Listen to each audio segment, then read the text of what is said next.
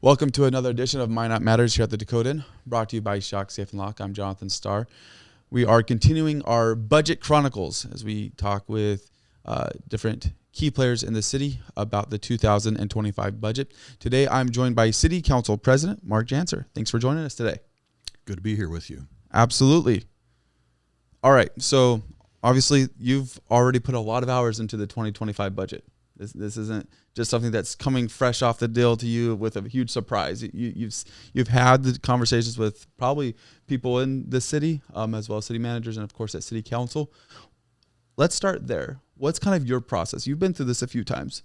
When it's time for a new budget, what's your process? Who are the people that you're wanting to talk to? What are some of the key things that you're wanting to do every single time that it's time to work on the new budget? Sure.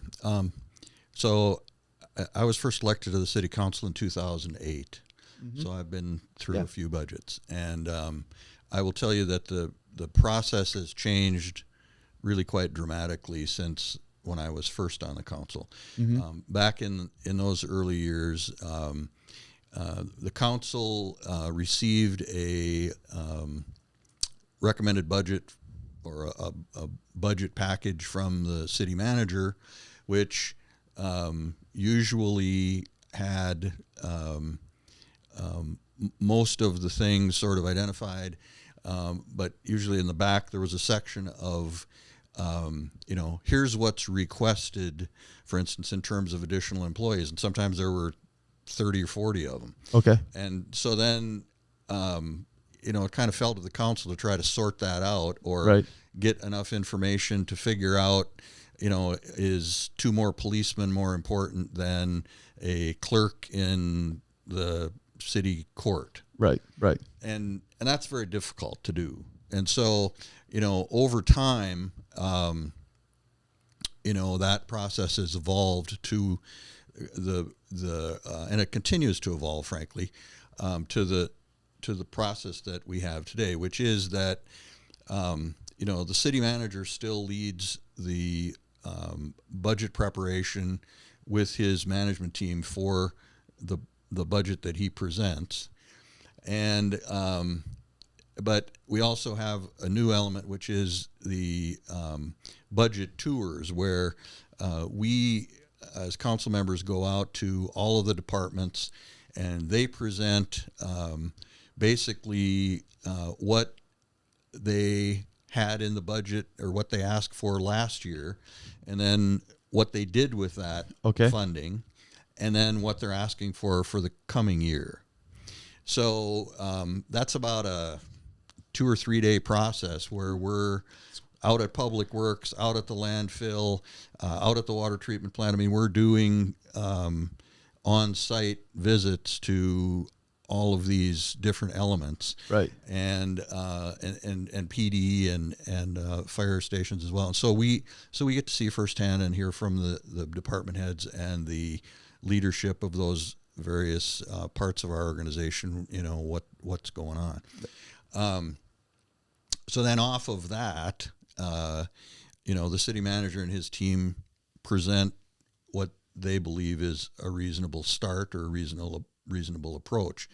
And of course there's then the passage of the preliminary budget, which we did the other night. Right. And that is what goes on the advance statement that people get in their mail from the county. And we're on a timeline of having to get that to the county rather quickly. And then, from there, we are able to craft the final details. By August 19th, I will write my letter, which is in essence a response to the city manager recommended budget. And then we will have a public input meeting for public comment. And then, at the end of that, we'll pass the first reading, and then I think that's the meeting in September, and then by early October we'll pass the final form of the budget on second reading. So it is kind of a long process. Yeah, it is. And there's a number of steps, and there's, as you pointed out, there's public participation. Some people are, avidly interested in a particular detail or the whole thing. It Right. ranges. Yeah. And some people have particular interest in, something like the signage thing that you brought Right. up, which Makes sense. is a relatively small ticket It is. item, but can create a lot of heat and light because of something that appears on social media or gets somebody Right. cranked up. So there's all of those things. I mean, obviously, the big pieces are always salaries, wages, and benefits, because our city runs on 430 some employees that do everything. Right. And then the other big piece is capital improvements, capital equipment, maintaining all of the stuff that we have already, Mm-hmm. plus capital equipment purchases to replace things that need replacing, and so those are kind of the key elements, and some of that is general fund related, like the provision of police services and fire protection services, which is largely covered by like 90% by the general fund. Okay. And then there's a whole bunch of other pieces that we call enterprise funds, Right. which like the landfill, for instance, which doesn't run specifically on property tax revenues like the general fund does. It runs primarily on fees and money that are collected for tipping fees and so forth. That Makes sense. both the city charges to private haulers, for instance, that come and dump in our regional landfill, because it is a regional landfill, as well as what we're paying monthly on each of our utility bills for sanitation services. So Right. yeah. So that's the other thing. So it really is about city government operations, and then providing essential city services that everybody counts on us for providing. Absolutely. Do you look forward to the budget tours every year now that it's got to be long and grueling? Well, it takes time, and it is, but it's very important. I think that hearing directly from our department heads and their people who do all these jobs every day, whether it's fixing broken water mains in the wintertime, to Right. Maintaining streets, to producing water every day that we all turn on the tap and expect to be there. I think it's important to hear directly from those people, and it's important to take the time to do that. Now, I think I know the answer to this question, but confirm, are those public? Citizens can join the budget tours, or is those specifically for city council? They're done specifically for city council, but Right. we're all there, so it's a public meeting. So if somebody Gotcha. wanted to Show up. hop on and do that, and we've had a couple of people who have taken in part of it. Yeah. They probably have a special interest, in a but specific department. we're riding around on a bus and going Yeah. from here to there, and so they don't necessarily. We haven't had. We have reporters that show up for Right. part of it as well, and kind of chronicle it a little bit. The reason I ask is not to create watchdogs that are trying to nitpick, though having people that are watching is a good thing overall. But I ask because it's very commendable the amount of transparency that the city goes through to try to make it where you can see anything that's going on. They've created obviously anytime you're in the public works, that public office, you're in a fishbowl, but the city of Minot has done a great job of making a complete fishbowl. We were talking with city manager Harold Stewart, and the amount of public records requests that can be made on any kind of document, and it's almost too much in some ways.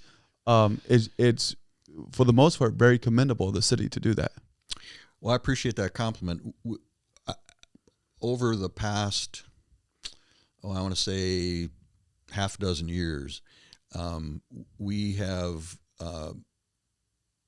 done a lot more to try to get information out to the public about what's going on and what we're doing. And, sometimes it's a little frustrating because people say, well, I don't know why you're, and typically, I mean, the information is out there. If you look at the city website, if you look at social media, where sometimes these things, if it's something kind of emergent, like a big road closure because somebody smacked into a traffic light and it fell over, those are out on social media almost immediately. Right. And so we're trying to be more informative that way. The amount of information is, that's on the city website is quite extensive. And, so when people say, well, the city book should be audited every year, it is. And that's out on our website. All you got to do, you can see the auditor's report. So as well as the budget, as well as all the stuff about the Mouse River Enhanced Flood Protection Plan. I mean, it's all there. You just got to go look. Right.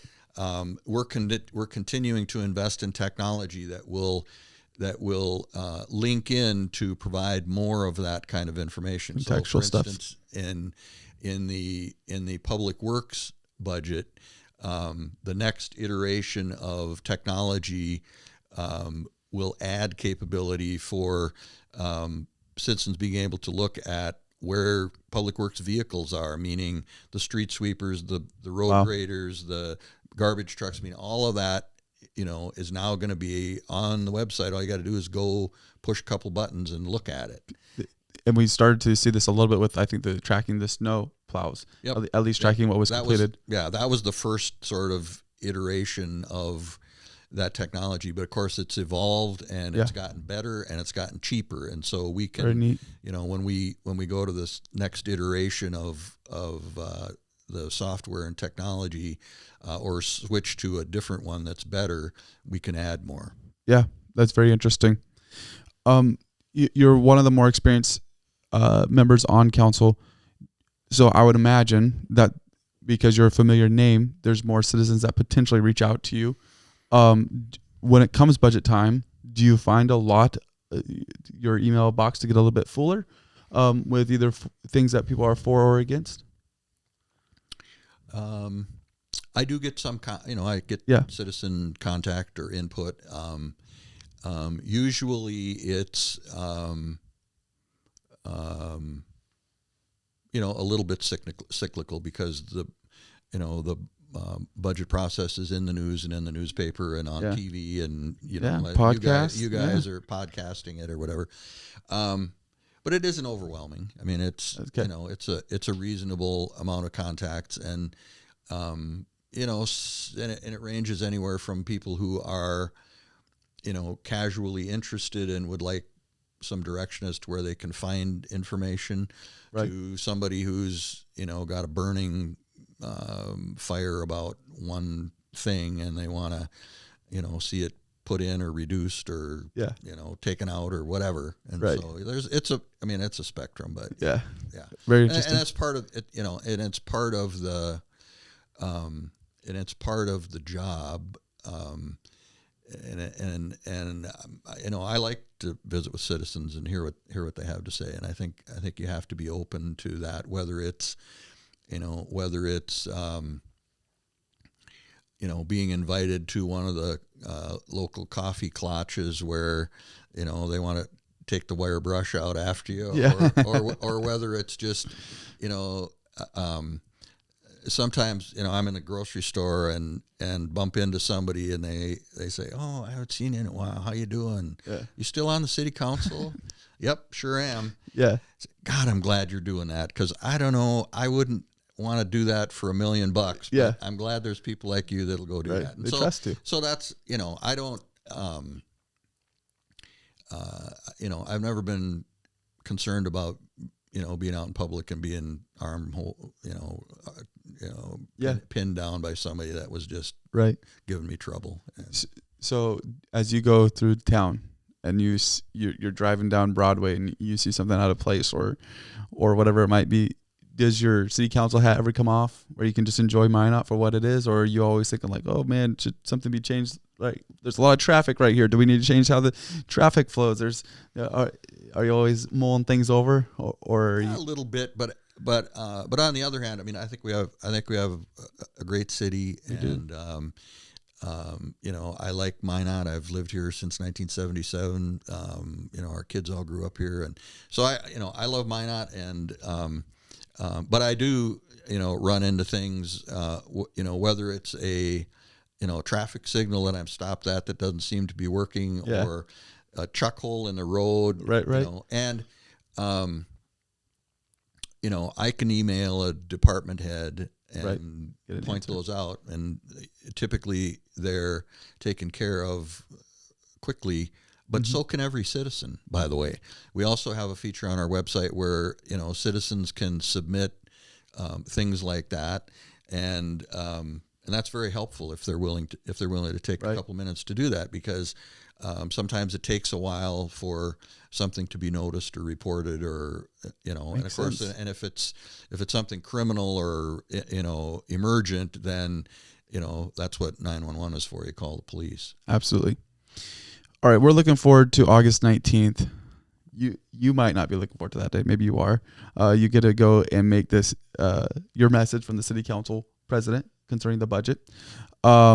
What is your overall view? Obviously, you don't have to go and do that message right now, but what is your overall view of the 2025 budget as you go through it? Well, I think, back in February at the State of the City event, Right.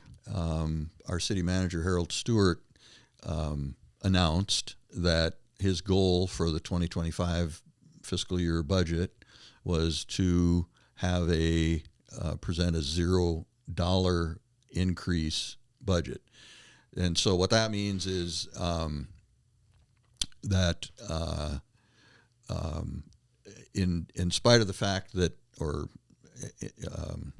in spite of the fact that there might be property valuations increases as there were last year, Right. in other words, the value of your house or your business property goes up somewhat, and if the mills stayed the same, then you'd actually pay more in taxes because your property's valued higher, so you're going to get a higher tax bill.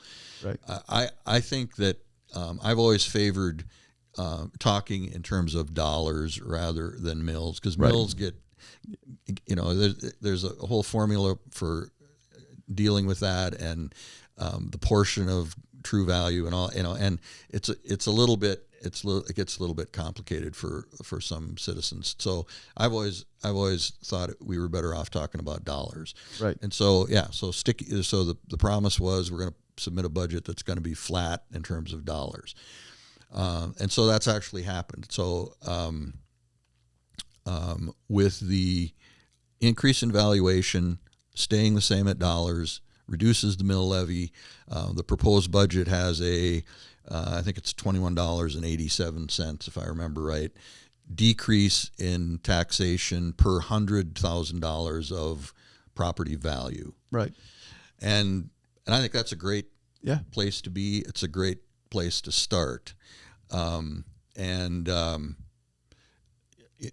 Along with that, there are some things that were included as, potential options, or things that there are obviously things that we want to take a look at. The biggest single thing in the budget is always salaries and pay and benefits. People. A lot of people, and we need them to do all these things. Right, whether it's mowing, lots that were acquired for flood control that are now vacant and have, foliage growing on them, or whether whether it's, responding to a, fire call or any of those things. So, so in the proposed budget is, I believe, $2.3 million of increases comprised of a couple of things. Comprised of what are called step increases. In other words, you were here for another year, and you're 2.5%, I think. 2.5% cost of living, or whatever, and of course that compounds year over year. So right.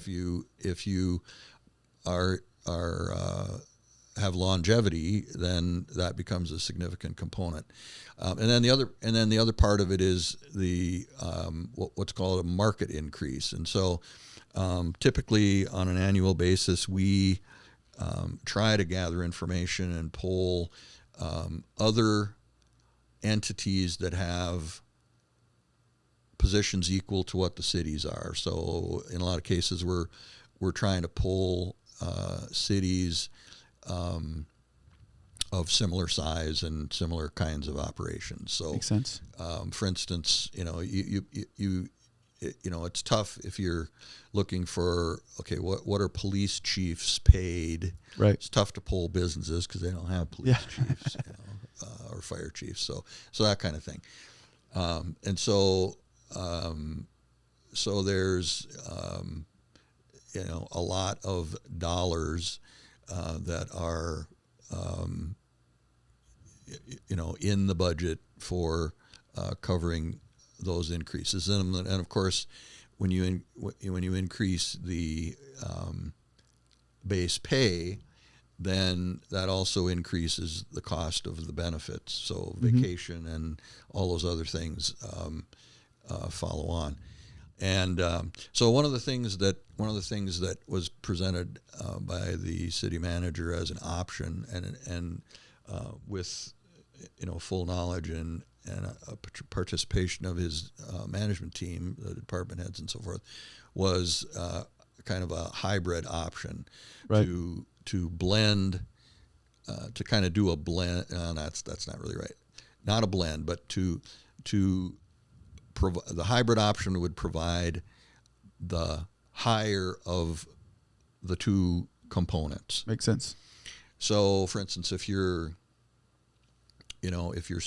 step increase was $3,000 and your market increase was $4,000, then you would get the $4,000 as the higher of the two.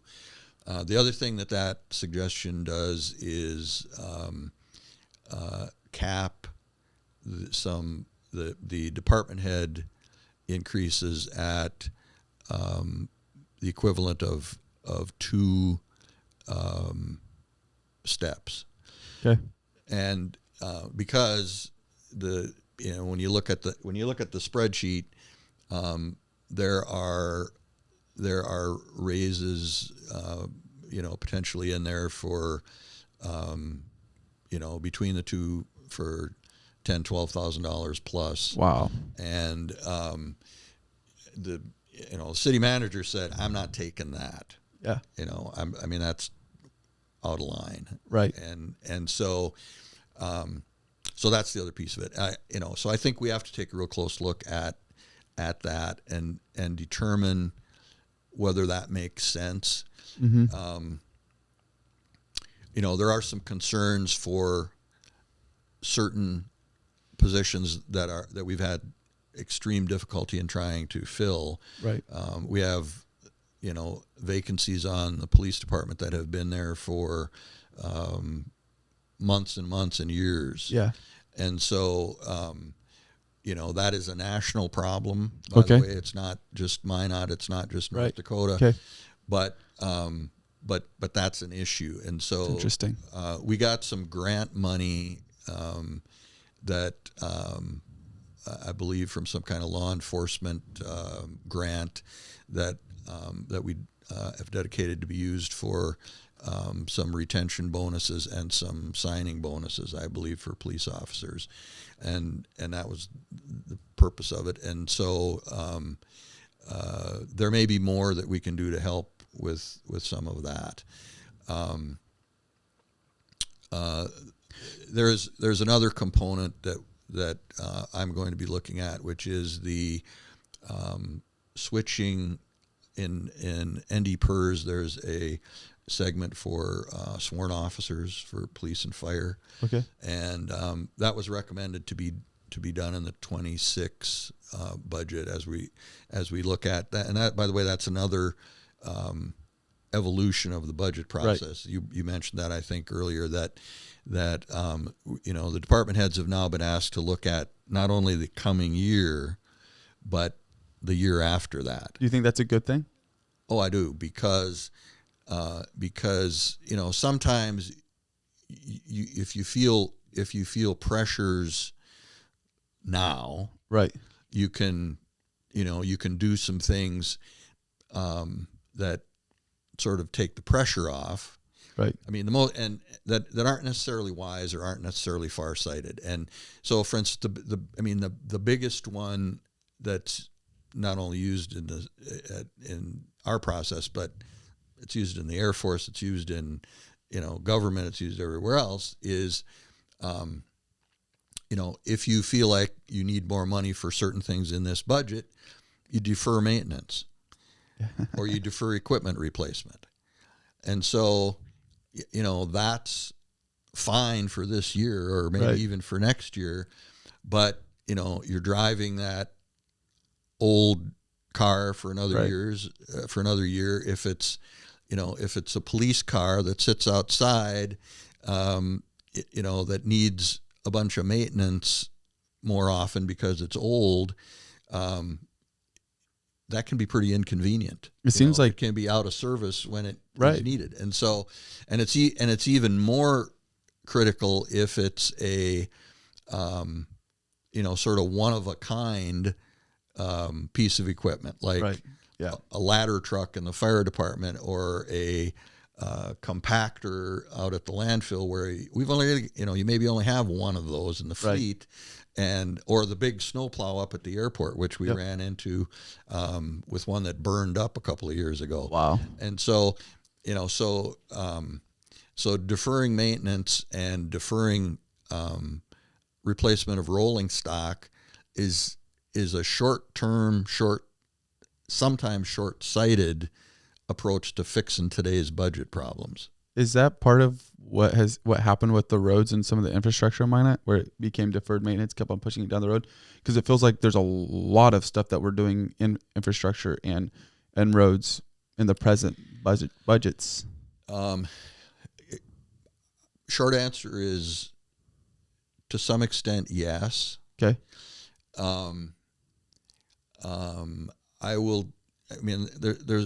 There's a whole Lance Meyer, city engineer, lecture on pavement. On roads. I was listening to that today. But basically what it boils down to is, and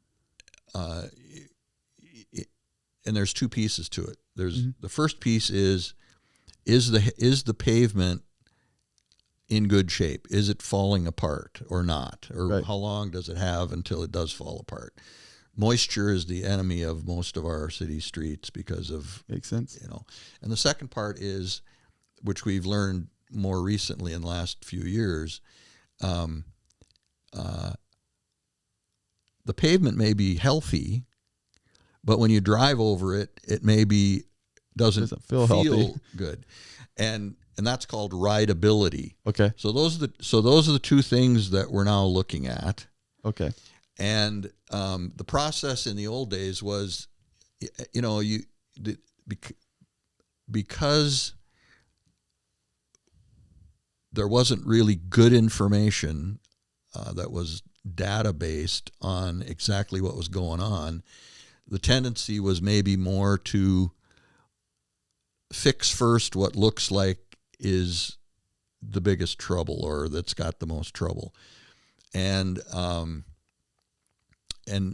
so what we've gone to today is a system where there's every few years, I think it's maybe on a 3 or 4 year cycle, there's a company comes in that has equipment with LiDAR information gathering technology that drives all of our streets. And so the city engineer and his team have data about each place and what the condition of the pavement is.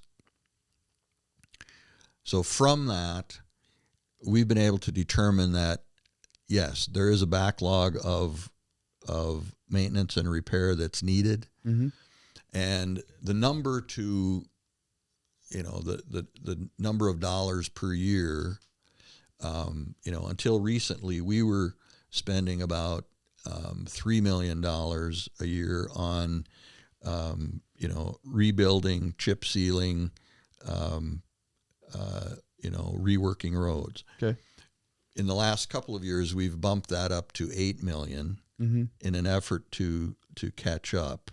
Right. But the real number is probably higher than that. Yeah. It's probably in the low teens of millions of dollars per year. So, and I think this year they bumped up to 11 million. Yeah. So we're at 11 million this year, which will ensure that at least we're not going backwards. Okay. But we'd also like to do a bit more if we can. And by the way, streets and roads maintenance was one of the things that was very high on the minds of citizens in the citizen survey that we've done now for the second time, but that we did most recently. So this is why the city council is trying to be responsive, and the city staff is trying to be responsive to some of these things that came up high as concerns for the citizens. And I go down another rabbit hole. We're a long ways from PERS is where I originally interrupted you at. But with the city satisfaction survey, have you found the feedback on that to be a little bit enlightening? Have there been things that have popped up on there that you didn't fully expect to be at top of mind from the citizens? I think one of them that surprised me is the growing concern of crime in the area. And I get it because Minot has shifted over the last few years. But it's starting to become something that's starting to become top of mind, it feels like, or closer to top of mind. I wouldn't necessarily disagree with that. I think that part of that is that we,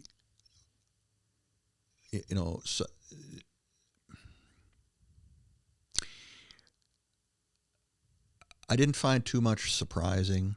Mm-hmm. I think it was a mixture. I think there were a lot of things that, that's what we expect to hear about. Right. And then there were maybe a couple of things that were a little bit surprising, but not terribly. I guess in terms of crime, I think we have a pretty safe community.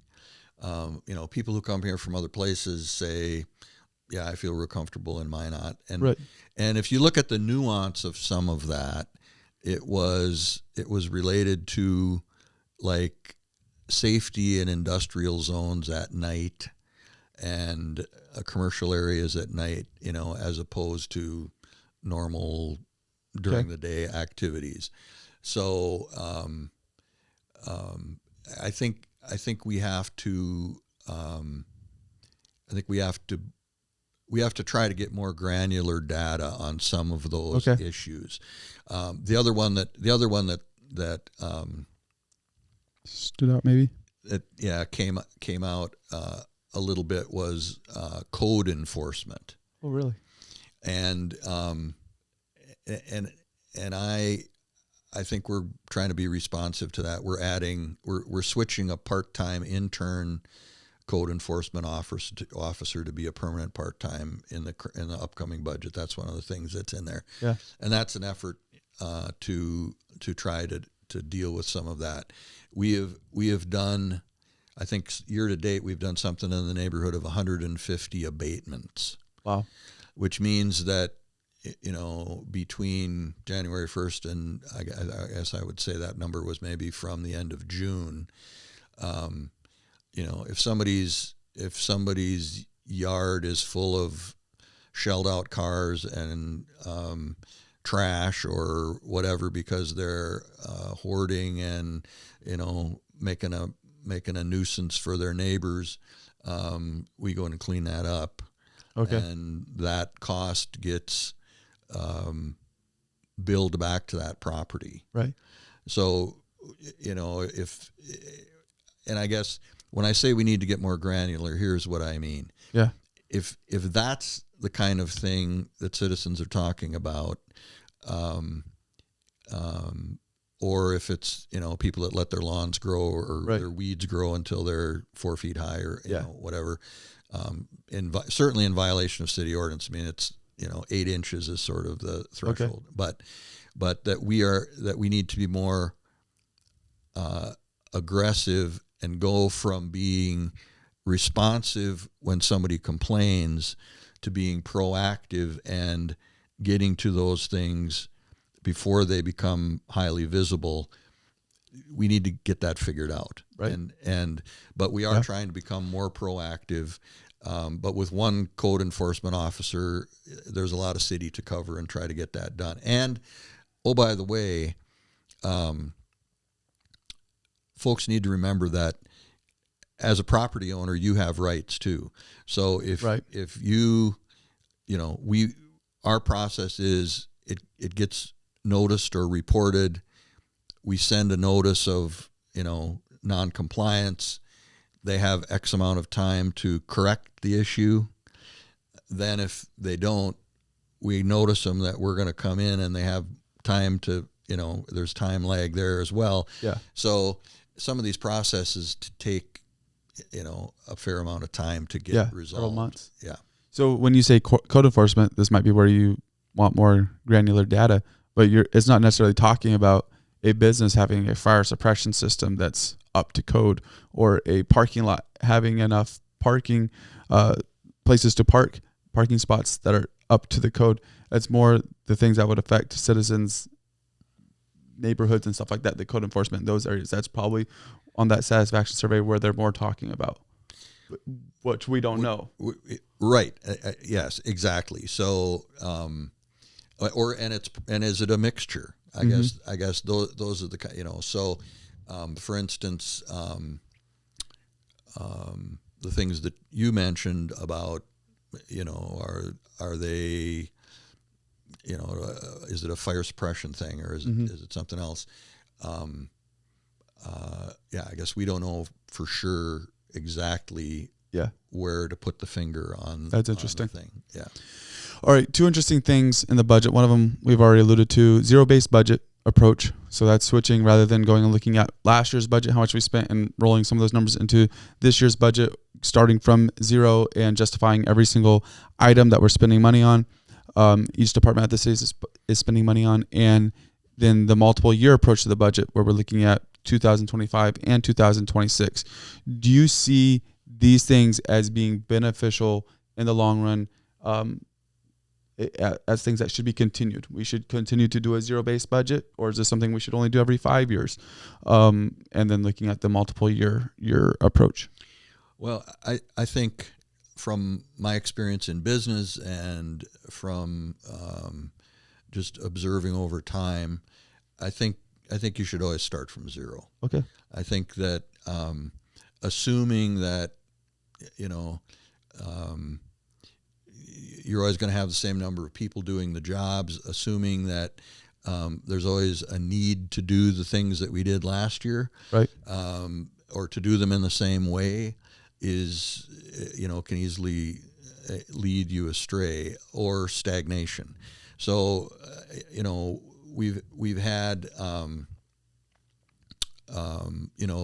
as technology marches forward, that's the other thing that you need to blend in there. So, for instance, we're converting to where people who want building permits, people who want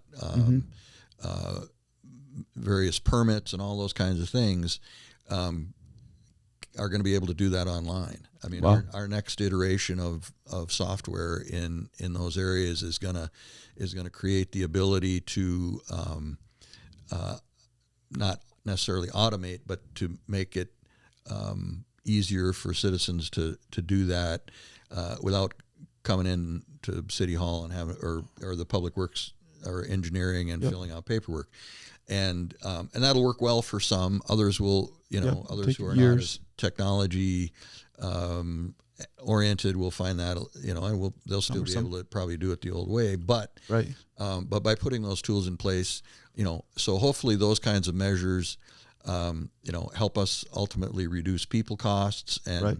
provide the service faster and on a more, direct access kind of basis. And so yeah, I think starting from zero is the way to go.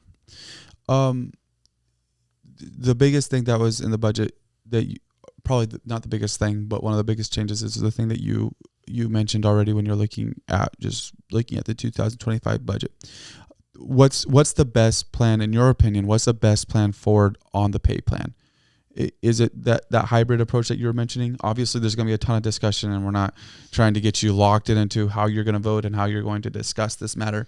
But is it going and doing probably something that's out of the question? The 2.3, all you just here's some money. Let's get this maxed out in the pay increase, or is it that hybrid option or no increase? I guess I'll start at the end where, I think that, a no increase budget is not realistic. Yeah. And not acceptable. Right.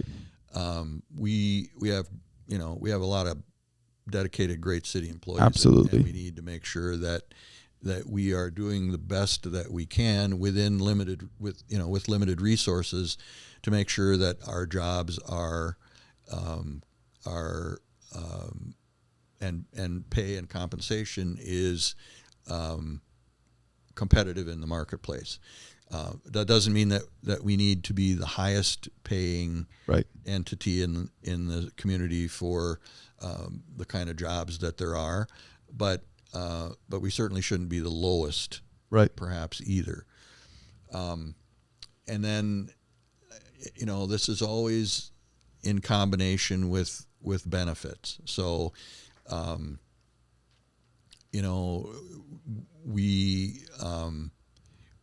but we also know that those wages, drive some of the benefits costs as well. And so I think that has to be looked at. So, and then I think the other question adjacent to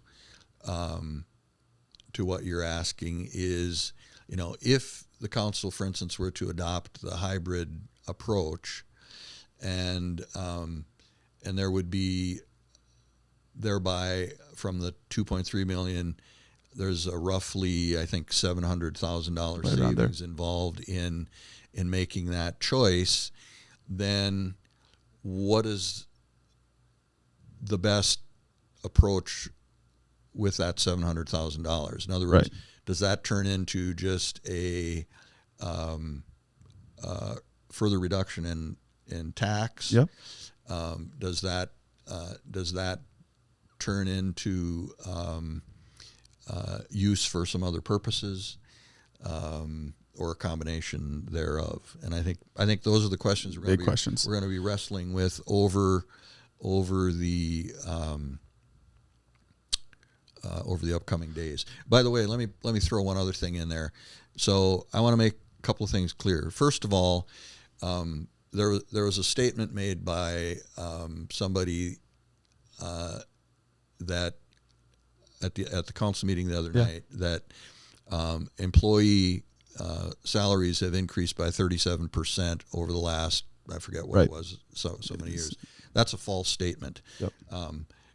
It is true that overall spending for employees has increased if you look at those numbers, but what wasn't clear was that number also includes additional employees who have been added. Right. And so if you go back and actually look at, what increases have employees received in that, I think it was 3 years. That was quoted. I don't remember the time frame, but it's actually not 37%, it's 21%. 21%, okay. And so that was a clarification that was made. And, but I think the concern that is also present is that even at 21% 21% or 7% per year on average, Yeah. You know, increases at that level are probably not sustainable long term. Right. And so what do we do to deal with that? Yeah. So that's a key question. The other point I want to make is that not all employee salaries or pay are based on exclusively on property tax.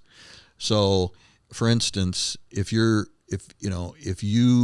work for the sewer department or landfill, maybe again, landfills and other, one of the enterprise funds, the cemetery, those wages are not directly from property tax.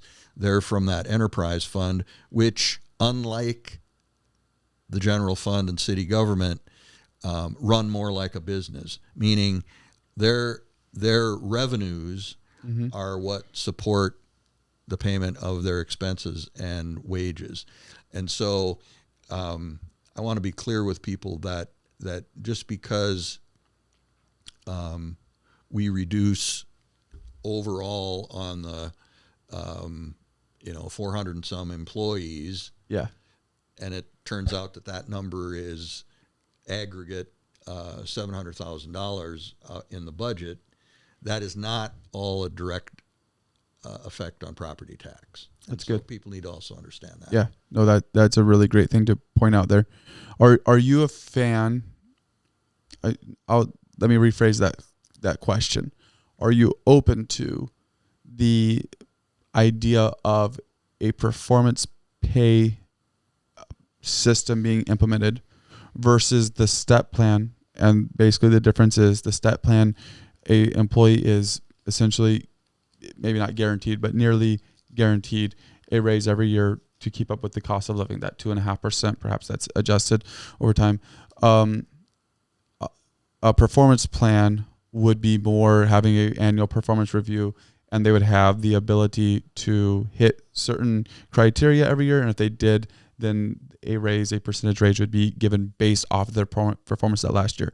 It's important to note out, we asked a similar question to City Manager Harold Stewart, and one of the caveats he explained, and so I want to throw out this caveat because it would have to be taken care of in order for it to happen, is because of the transparency at the city, those reviews are able to be requested by the public through the public records request, and it creates a interesting situation where you trying to give a review and their neighbor can say, "Oh, I saw what you did.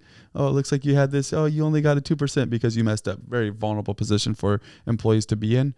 And so in order for it to happen, probably there'd have to be a change there. Maybe that's impossible. But I'm just asking around, are you open to that concept of a performance pay method? I come from a private business background. Right. And in my career in private business, there was never a guaranteed raise for employees. Right. And so my tendency is to desire that there be some sort of performance-based element. Right. Now, I don't know what that is. Yeah. And I'm also well aware that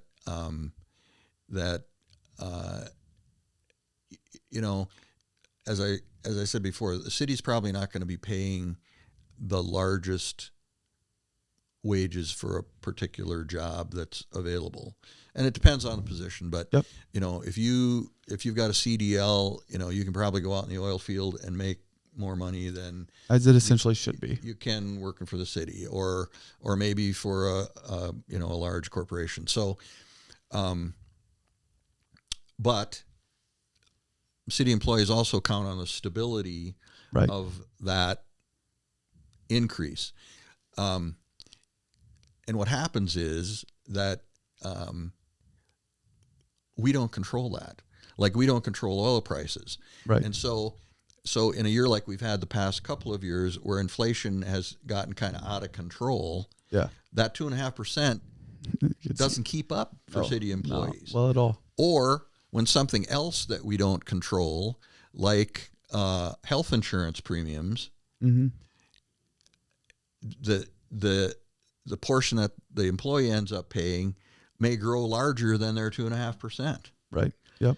And so Good things to this look is at. a complex problem. It's Right. kind of a wicked problem, Yeah. frankly. And so while part of me might be desirous of some kind of performance element, Mm-hmm. I think we also need to keep A minimum, maybe. some kind of let's say guaranteed Yeah. piece in there. The Fed shoots for trying to balance inflation at roughly 2.5% max. Okay. They haven't been very successful lately. It's been difficult times. And I just read, I think in the New York Times this morning, that there's concerns that the stock market tankage in the last couple of days is because the Fed didn't act fast enough to reduce interest rates. Okay. And now we're back on the recession slide, Yeah. or people are concerned about that. Right. So, this is a complex, difficult problem. I think based on that, as the city manager has stated, in 25, we're going to have a full review conducted of our pay plan strategy. Okay. I mean, one thing I can tell you is with 17, I believe, steps, Right. that's a lot. Yeah. And so I think we need to look at a combination of elements that maybe modernizes the approach Right. and sort of puts in place what we need. The old in the way old days, it was a different kind of place in that. And it was a different kind of marketplace in that, like my grandfather, if you got a job with the railroad, you had a job for life. It maybe wasn't the greatest paying job in the world, but you had a guarantee of a job and pretty good benefits and decent pay. And the cities were kind of like that as well. Maybe not the greatest wages, but you got good benefits and you had stability. Right. And so now we're in an environment where most employees, based on what happened in the 80s and 90s with the hatchet jobs of corporations cutting all kinds of employees, everybody's a free agent. Right. People, younger people, you say, are you going to go to work for a company and be there for 40 years and retire? No, I don't plan on that. I'm probably going to have 3 or 4 jobs in my career.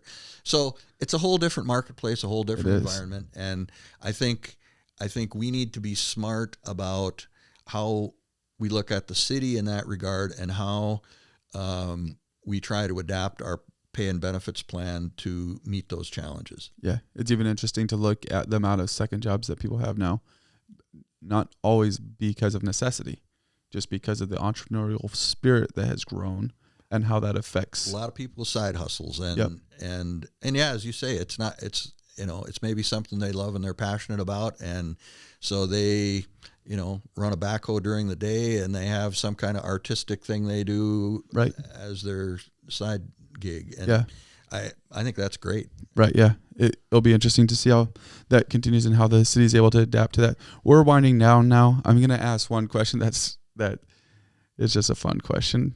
The wayfinding signs, those got put up in this year, and we talked to engagement director at the city, Jennifer Clean, after they went up, because there was a lot of engagement on the social media posts. That was supposed to just be a Friday afternoon post about something exciting happening in Minot, and it got a lot of comments. It got a lot of engagement, and there was a lot of discussion that was had. More discussion, and there was a lot of discussion that was had at City Council about it, with people showing up and engaging. But there was more discussion on social media than there was at City Council, which is probably a common thing.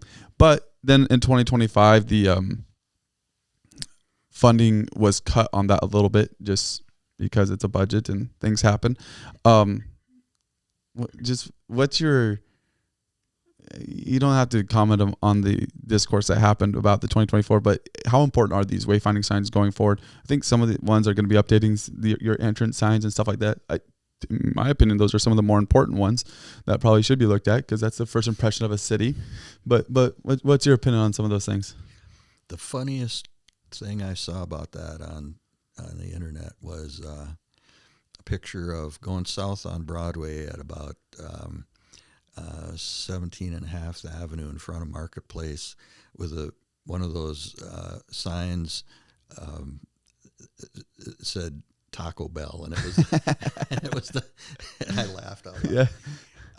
So I have I have some admiration for the concept or the attempt that was made there, and I guess in that, the first thing I would say is that those signs were not put up for Minot residents. Okay, I mean, right. We all know where the things are, right. And so the idea was that there be some signage in kind of a place-making thought process to, if you're from out of state and you're driving through the community and you see a sign that says, you're going up North Hill and you see a sign that says Discovery Center Children's Museum, you go, oh, sounds we didn't interesting. have that on our list. Maybe we should swing in there and give the kids a break for, So I think that's kind of one point. Yep. I think the other point is that with limited budget and resources, you can only do so much, and choices have to be made. And so the fact that signs are placed and indicating, some major things and not others necessarily, were choices that had to be made. And so given all of that, I think it is an issue. I am in favor of and willing to vote for the amount of money, which is actually some money that was from the 2024 budget to complete what was needed, and then to also do the city entrance monuments update. Yeah. To get some consistency and updates to current signage or the logo and that kind of thing. So I'm fine with that. I am not in favor of spending. I don't remember exactly what the estimates were, but I'm not necessarily in favor of spending hundreds of thousands of dollars to put big arch signs downtown or that kind of thing. I think, frankly, there are other ways to do some of that. I was recently in Poland, and we went out one evening in the city of Lutsk, and there was this thoroughfare that was kind of like a downtown area, but it had all kinds of nightlife and all kinds of restaurants and all kinds of things going on. Well, at each end and on some of the side street entrances, they had designation with the name of the street in letters that were basically just bulbs, but inside the letters strung on wire over the entrance to the street. Okay. I'm sure that didn't cost hundreds of thousands of dollars. Right. There's other ways to do some of this stuff, and we should be looking for those. That makes sense. Last question, for real. Well, I think it's the last question. 2025 is coming. We see the budget. We've seen everything. What are you most excited about? We talk about the intricacies of it, the negative things, the problems, but What are you most excited about as Minot continues to grow? I am excited about, doing more to get after some of the things that the citizens are interested in, like the streets and roads maintenance and improvements. I'm excited to move forward with some of the capital improvement projects that are in this coming year. There's some big storm sewer projects that are going to improve the safety and reduce some flooding that we've had, like out by Green Acres and some of those kind of places. So I mean, there's good things. Moving forward and continuing our landfill operations and continuing with the recycling program, which has gotten off to a good start. I think those are going to be good continuations, and just overall continuing to provide excellent city services for the citizens of Minot. Absolutely, we're looking at a revised snow removal plan. Right. Out of Public Works, and to try and improve on that somewhat. And so I think there's a lot to be excited about in the upcoming year, and look forward to passing a budget that's going to make that happen. Absolutely. Well, again, appreciate you coming on today. It's my pleasure. Thanks for trying to get the word out about city budgets and Absolutely. what we're doing. For sure. Thank you for watching this episode of Minot Matters here at the Dakotan, sponsored by Shock Safe and Lock. I'm Jonathan Starr. This is part of our Budget Chronicles series where we are sitting down with key players in the 2025 budget and getting a well-rounded view of it. So be sure to go to mydakotan.com, check that out, like and subscribe on YouTube, become part of the Dakotan community. Thank you for watching. Have a great day.